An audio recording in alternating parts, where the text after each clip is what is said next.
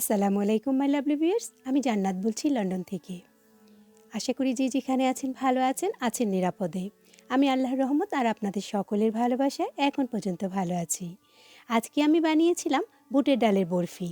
বুটের ডালের বরফি অনেকে অনেকভাবে করে থাকেন। আজকে আমি করব ছোটোবেলা থেকে দেখে আসছি আমার মা যেভাবে করেছে ঠিক সেভাবে। আমি প্রথমে ডালগুলোকে খুব ভালোভাবে ধুয়ে পরিষ্কার করে নিয়েছি। এখন হাঁড়িতে আমি 2 কাপ পরিমাণ লিকুইড দুধ দিয়ে দিলাম। ডালটাকে আমি আজকে সিদ্ধ করব দুধ দিয়ে। আপনারা চাইলে পানি দিয়েও সিদ্ধ করতে পারেন। আমার ডালটা সিদ্ধ হয়ে গেছে, দেখুন ডালটা একদমই নরম হয়ে গেছে। আমি এখানে হাফ কেজি পরিমাণ বুটের ডাল নিয়েছি। আপনারা আপনাদের পরিমাণ বুঝে কম বেশি নেবেন। আমি আজকে ব্লেন্ডারে ব্লেন্ড করে নিয়েছি।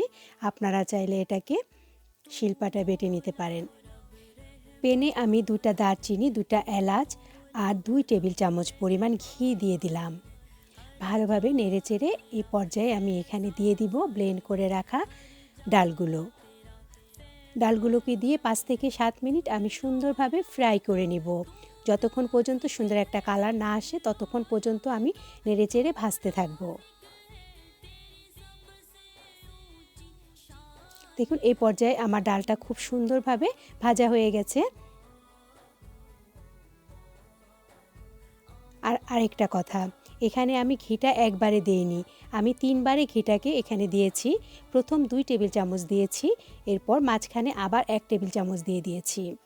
এ পর্যায়ে এখানে আমি অ্যাড করে দিয়েছি চিনি পরিমাণটা আপনারা আপনাদের পছন্দ মতো কম বেশি দিয়ে দিবেন। তবে আমার কাছে মিষ্টি আইটেমে চিনিটা বেশি হলে ভালো লাগে। মিষ্টি কিছু বানালে যদি মিষ্টি না হয় তাহলে মিষ্টি খেয়ে লাভ কি বলুন। চিনিটা দিয়ে আমি ভালোভাবে নেড়েচেড়ে ডালগুলোর সাথে মিক্সড করে নিচ্ছি। এই চিনিটা দেওয়ার পরে চিনি থেকে একটা পানি বের হবে, ততক্ষণ পর্যন্ত আমি নাড়তে থাকবো যতক্ষণ পর্যন্ত আমার এই পানিটা শুকিয়ে না যায়।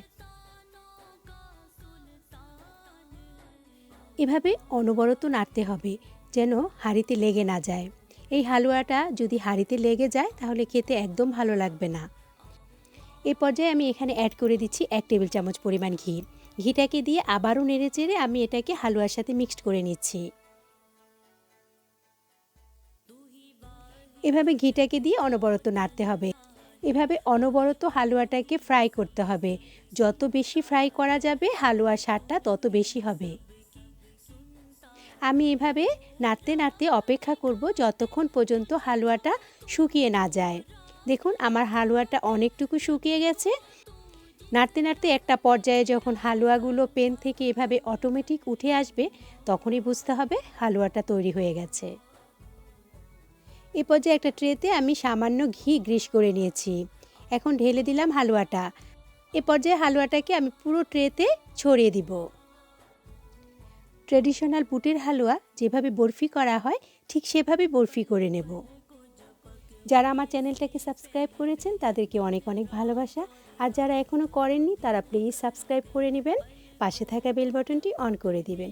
এতে করে নতুন কোনো ভিডিও যখনই আমি আপলোড করব তার নোটিফিকেশনটা সবার আগে চলে যাবে আপনার কাছে।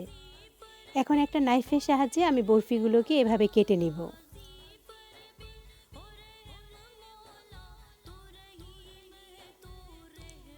দেখুন কত সুন্দরভাবে বরফিগুলো কাটা হয়ে গেছে। এখন আমি প্রত্যেকটা বরফির উপরে এভাবে কিশমিশ আর কাজু বাদাম সাজিয়ে দিয়েছি। বাস তৈরি হয়ে গেল সাধারণ উপকরণ দিয়ে অসাধারণ স্বাদের বুটের হালুয়া। যদি রেসিপিটি ভালো লাগে আপনারাও ট্রাই করে দেখতে পারেন। রেসিপিটি ভালো লাগলে লাইক, কমেন্ট আর শেয়ার করবেন। আপনাদের একটি লাইক আর সুন্দর সুন্দর কমেন্ট আমাকে আরও বেশি অনুপ্রাণিত করে। আগামী আরও নতুন নতুন ভিডিও দেখার আমন্ত্রণ জানিয়ে আজকে এ পর্যন্তই। ভালো থাকবেন, সুস্থ থাকবেন, নিজে নিরাপদ থাকবেন, পরিবারকে রাখবেন নিরাপদ।